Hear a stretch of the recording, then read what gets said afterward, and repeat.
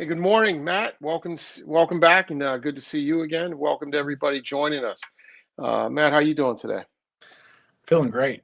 Feeling great, but I don't know. I think I'm going to put a few things off until tomorrow that I wanted to do today.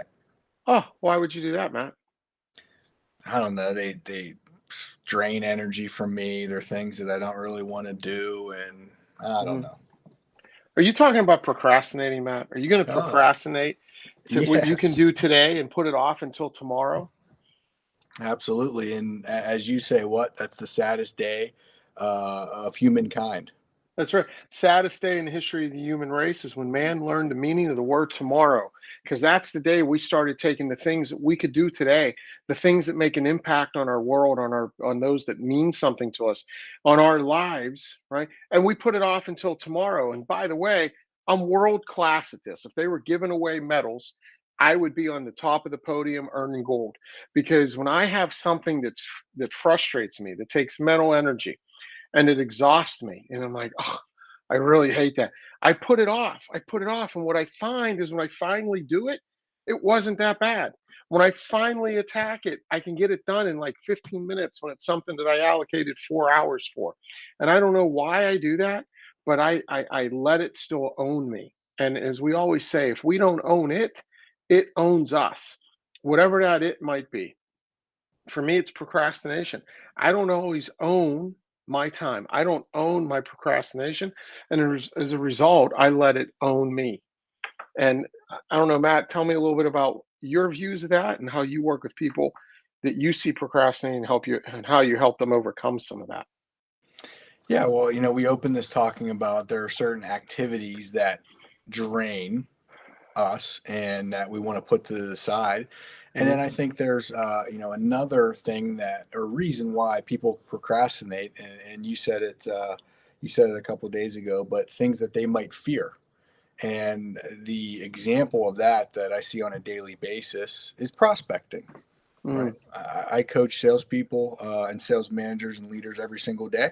And so procrastination is almost another word for me in prospecting at this point, interchangeable, because we mm always find reasons why we should do something else, or we always find a better use of our time. But as salespeople, what is a better use of our time? Are we just being busy, or are we doing those RGAs, which are revenue generating activities uh, in our verbiage? hmm hmm Yeah, and it's so important that we stay consistent with that because when we procrastinate, like I have something hanging over my head that I haven't delivered and I know I need to, and it's been probably 2 months that I've let this go. And why? Why is it taking so long for me? Oftentimes it's just making a phone call, or it's just digging in and making myself uncomfortable for, like I said, a half hour to an hour. It doesn't take a whole day. But procrastination becomes the thing that the single greatest thing that makes us lose credibility with others. It becomes that thing that damages relationships. It damages outcomes, and often we procrastinate things so long that they become irrelevant. You know, rather than dealing with the problem becomes bigger. The problem ends up becoming taking on its own personality.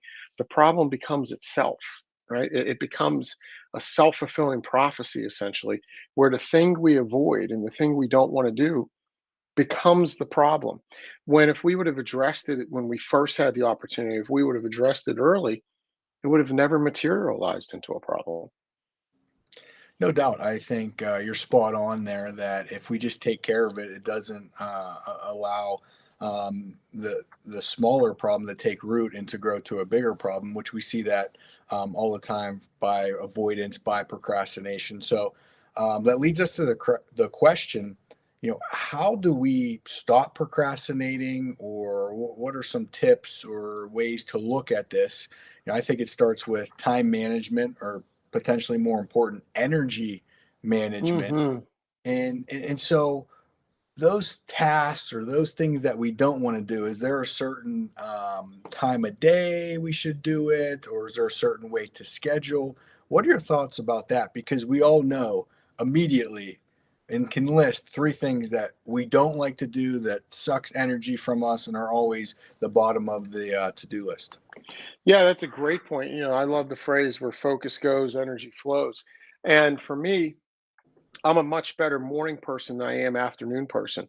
Catch me around 3 o'clock in the afternoon, I'm ready for a nap. I mean, sometimes the days are long and draining, and I know you're the same way, Matt. Right? At the end of the day, you usually are ready to wrap it up. And Matt's famous for quitting work around 3 or 4, going home, having some focused family time, and coming back at it late at night and getting a few more hours in. So that's his routine. That's how he's learned how to manage it. That's how he's learned how to own it. For me, I like to tackle things early morning, and when I get behind in the morning, I'm going to be behind all day because it becomes real easy to reprioritize things on the fly. So this is where weekly planning and the night before planning becomes so important, because we can comment in our planner, we can actually prioritize in that planner and say, this is the most important thing I need to do tomorrow, and I need to get it done before these other things. Because if it's something that's taking some mental energy, if it's something that's seen as a big lift, and we wait till we get into the day, we're probably not going to be ready to attack it again. So it's part of that, as Matt said, knowing when your time is, when's your goal time. Do you block time on your calendar to attack those things? Do you block time on your calendar for like actual work to get done, or focused time? Which I love that Microsoft Outlook is suggesting to me now, focus time. I don't always take advantage of that. I usually delete it and schedule meetings over top of it. But today is a good reminder to me that I might need to do that. I might need to take advantage of that focus time so I can focus on some things that need my energy. Hmm. Yeah, and so I think what you're saying there, time management, scheduling, proactively looking at our calendars on a weekly and a daily basis. We're going to procrastinate a whole lot more if we don't do that. Understanding when our peak energy is, or throughout the day, when we have higher energy than others. And for me, I think a third thing is those tasks that we don't necessarily like to do, or we fear a little bit, or suck energy from us. Sometimes they're more than just a 15-minute activity. Hmm. For me, it's might sound counterintuitive, but putting together proposals. I do not like putting together proposals because by that point we've probably already won it, and it's just a formality with that case. And so how do I project manage that and just say, okay, making a bigger thing become smaller. All right, I'm just going to put the pricing in there in those 15 minutes, or I'm going to put another part of the proposal in the 15 minutes. When we have those bigger things that seem like a lot to tackle, it works for me to project manage and give myself permission, do this part of it. Very defined, Hmm. very not just like, hey, I'm going to spend a couple minutes. Because what I find is if I don't have that plan and I don't project management, I end up touching it 30 times Hmm. and I'm still touching it, still opening it. I'm not able to multitask. We know that's a fallacy.